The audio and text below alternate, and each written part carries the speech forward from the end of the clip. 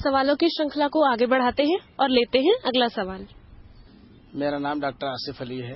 तकरीबन 2 सालों से मैंने नैतिक पार्टी के बोर्ड्स देखे और उसके बाद मैंने सीबी पांडे जी से संपर्क किया, क्योंकि सीबी पांडे जी की नीट जो विचारधाराएं हैं उनसे मैं काफी प्रभावित हुआ और उसके बाद मैं आज इस कार्यक्रम में भाग लेने के लिए आया हूं।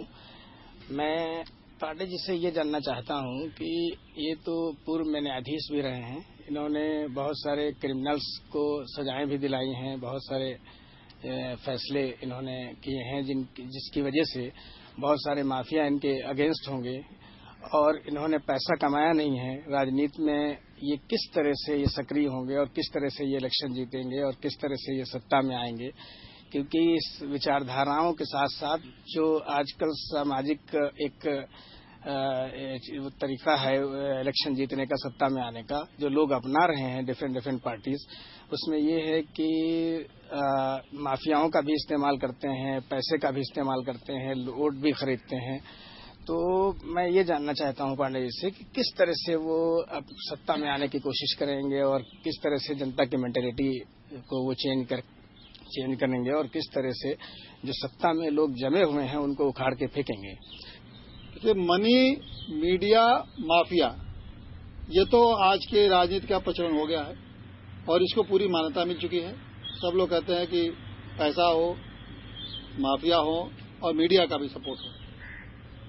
ये बात है, क्योंकि इन्हीं को बदलना है, अन्यथा नैतिक पार्टी की जरूरत क्या थी।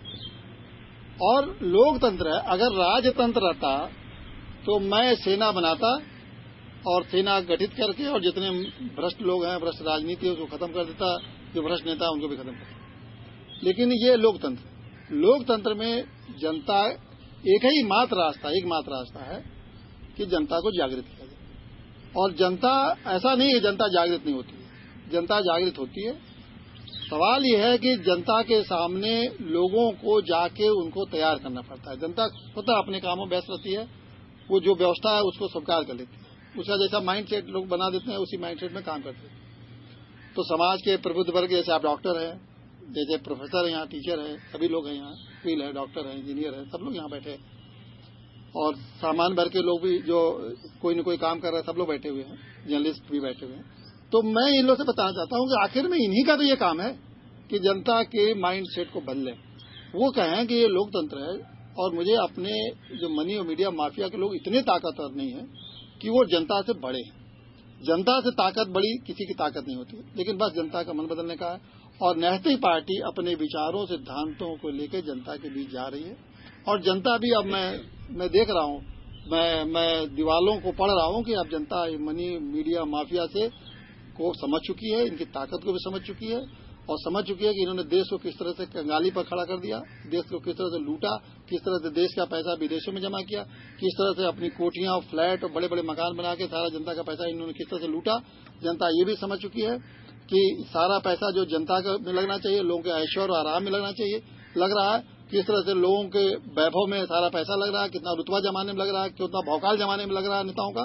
तो ये सब चीजें जनता समझ रही है और जिस दिन जनता ये पूरी तरह से समझ जाएगी उस दिन मुझे ज्यादा प्रयास की नैतिक पार्टी करने की जरूरत नहीं है।